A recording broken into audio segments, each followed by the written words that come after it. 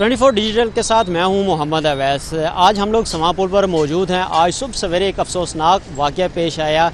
इस्लामाबाद की निजी housing society phase 5 में बाप और बेटी क्योंकि गाड़ी में बहते हुए नदी नाले जो थे उनकी नज़र हो गए और 5 घंटे से ज़ायद का वक्त गुजरने के बावजूद ताहाल ऑपरेशन जो है वो जारी है, लेकिन कोई सुराग नहीं लगाया जा सका।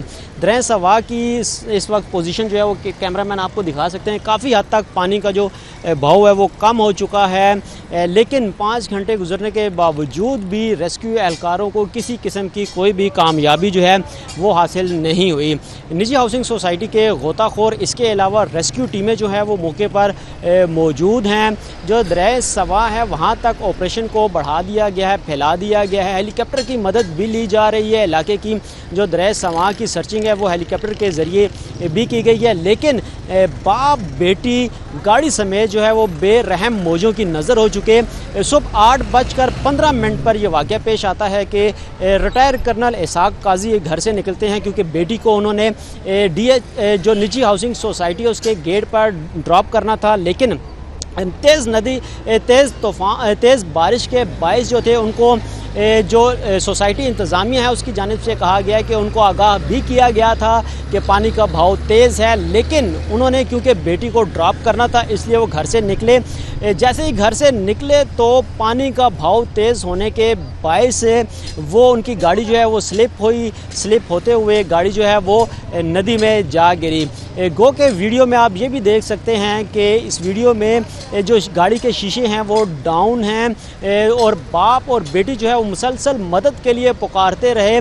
पास ही जो नाले के बाहर काफ़ी तादाद में शहरी जो थे वो भी मौके पर पहुंच चुके थे, लेकिन अब क्योंकि मदद के लिए पुकारा जा रहा था, पानी का बहाव काफ़ी तेज़ था और इन्हीं बेरहम मौजों की नज़र होते हुए वो निजी हाउसिंग सोसाइटी का जो नाला है वो दरिया सवा में गिरता है।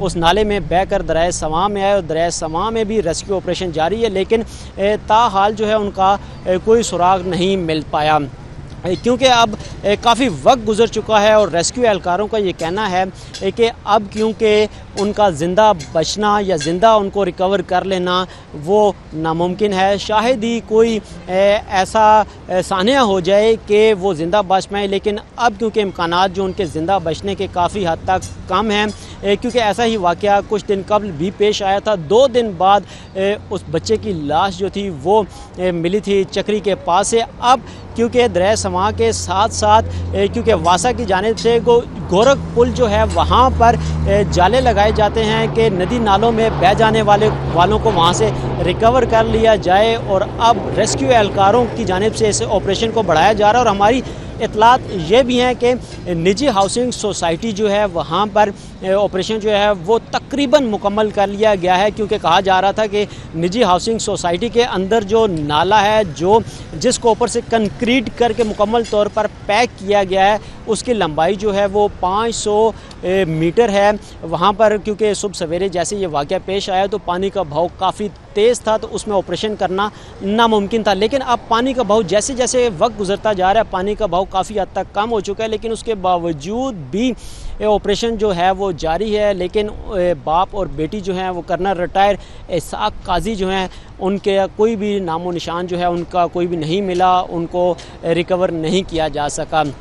ऑपरेशन जो है वो मगरिब के वक्त जब तक अंधेरा नहीं फैलता तब तक ये ऑपरेशन जारी रखा जाएगा। इस ऑपरेशन के बाद अगर आज की तारीख में उनको नहीं ढूंढ लिया जाता तो कल दोबारा से ये ऑपरेशन शुरू किया जाएगा। और रेस्क्यू एहलकारों की जानिब से क्योंकि गाड़ी का जो सिर्फ एक पार्ट है बम्पर वो रिकवर कर लिया गया था, लेकिन दीगर गाड़ी के पार्ट्स गाड़ी या बाप और बेटी अभी तक रिकवर नहीं किए जा सके। अभी तक की सूरत हाल ये है कि पानी का जो बहाव है वो बारिश रुकने के फ़ौरन बाद काफ़ी हद तक कम हो गया था, लेकिन ऑपरेशन जो है रेस्क्यू ऑपरेशन जो है वो ताहाल भी जारी है। जैसे जैसे हमारे पास मज़ीद अपडेट्स आती रहेंगी हम अपने नाज़रीन के साथ शेयर करते रहेंगे। बहुत शुक्रिया।